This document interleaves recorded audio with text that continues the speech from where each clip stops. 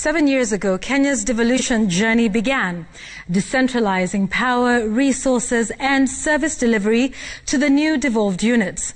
While there are a myriad of successes attributed to the system of governance, devolution still faces challenges, and lately the threat of a total shutdown occasioned by a protracted tussle over the formula for revenue sharing. Chemutai Goin spoke to former Transition Authority Chair Kinuthia Wa Mwangi to seek answers to the all-important question: what ails devolution? Devolution is one of the most widely celebrated fruits of the Constitution that Kenyans enacted 10 years ago. But 7 years of devolved governance, counties are still fighting for their space and resources. Kinuthia Wa Mwangi, who chaired the now defunct Transition Authority and who was often caught up in the competing interests between the two levels of government, admits that the awareness level on the new system of governance was and remains low. Many people have not understood devolution. And we failed in carrying out civic education, both to the leaders and to the wananchi.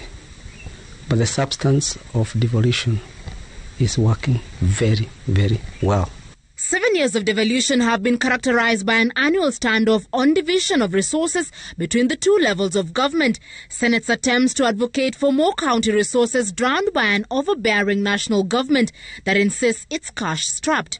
Tumewagawia kulingana na ile ambaye iko. Hatuwezi kwenda kuunda pesa. Hatuna factory ya kuunda pesa. But Wanjiru Gikonyo, the national coordinator of the Institute for Social Accountability, throws the curveball in President Uhuru Kenyatta's doorstep, calling for his goodwill in ensuring the success of devolution. Have an administration that does not believe in devolution, that has not taken time to internalize, does not want to give up power. And that is why the proposed constitutional amendments want to re-centralize. They are lying, we will give more money. But when you look at the detailed proposals, it's to re-centralize. So no, devolution is not ailing. What is ailing us is we have a national political leadership that is violating the Constitution consistently. And once the division of revenue standoff is resolved, the disbursement row kicks in almost immediately. Governors often complaining of delays and bureaucracy in accessing the devolved resources.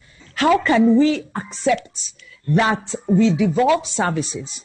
When we devolve them, it means finance must follow the functions. So how can government say, sorry, we don't have money for devolution? They are then saying we don't have money for COVID, we don't have money for health, agriculture, water, Gisotini. Via formula, to me, has no meaning. Until we cost functions in this country and we allocate and we know how much it costs each county to run its services, then we shall never solve this problem, because the formula has become more political than economic. Yes. In the preliminary BBI report was a proposal to allocate at least 35% of the total annual revenue to counties to strengthen devolution and ensure sustainable development across the country. They are really intent on giving counties 35%. Why don't they give them now in the budget? And then let us use the BBI process to regularize that. So why say BBI first, so that they can get the political settlement with no assurance that you'll get the money? But prudent management of the devolved resources remains a headache. At the moment, at least 8 governors are on the EACC graft watch list, with 5 already charged in court for siphoning county resources and other related offences. Sisi wote tupambane na ufisadi, badala ya pesa kuingia mifuko ya wachache na kunonesha tumbo zao.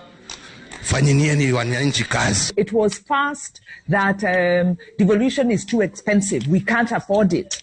Now, devolved government is only getting about less than 17% of the total expenditure. Then there is corruption. The devolution is fueling corruption.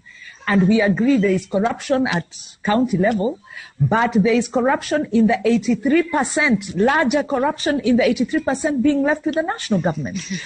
Last year, county governments threatened to shut down over the lack of finances and even moved to the Supreme Court to attempt to push the national government to hear their plea. Last week, the Council of Governors once again warning that the wheels of devolution had ground to a halt, piling pressure on the three arms of government to find a lasting solution. Just when will this merry-go-round end? Chemutai Goin, Citizen TV, Nairobi.